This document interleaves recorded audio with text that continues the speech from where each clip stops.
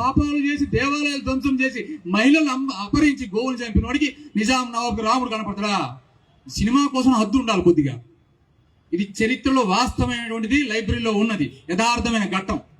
అమ్మ చెప్పింది. బయలుదేరారు శివాజీ జైత్రయాత్రకు బయలుదేరితే అక్కన్న మాదన్న వెళ్ళి రాత్రిపూట నిజాం నవాబు నెబి హుజూర్ శివాజీ వస్తున్నాడు రేపు అనేసరికి ఏం చేయాలంటే రామదాసును విడిపెట్టేశారు.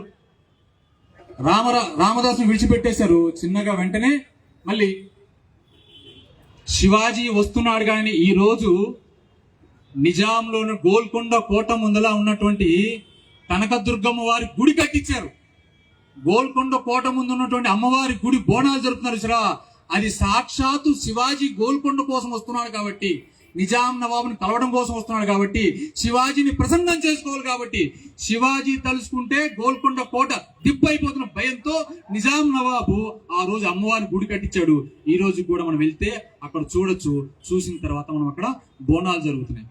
శివాజీ జైత్రయాత్ర పేరు మీద నిజాం నవాబుది కలిసిన తర్వాత ఒక సందర్భంలో నిజాం నవాబు చూస్తూ అహంకారంతో అంటే, శివాజీ నేను మీ దగ్గర విన్నాను చాలా ఏనుగులు ఉన్నాయని తెలుసు, మీ దగ్గర చాలా ఏనుగులు ఉన్నాయని తెలుసు, నా దగ్గర కూడా ఏనుగులు ఉన్నాయి, మీ ఏనుగుల బలం ఎక్కువ నా ఏనుగుల బలం ఎక్కువ చూద్దామన్నారు. ప్రజలందరినీ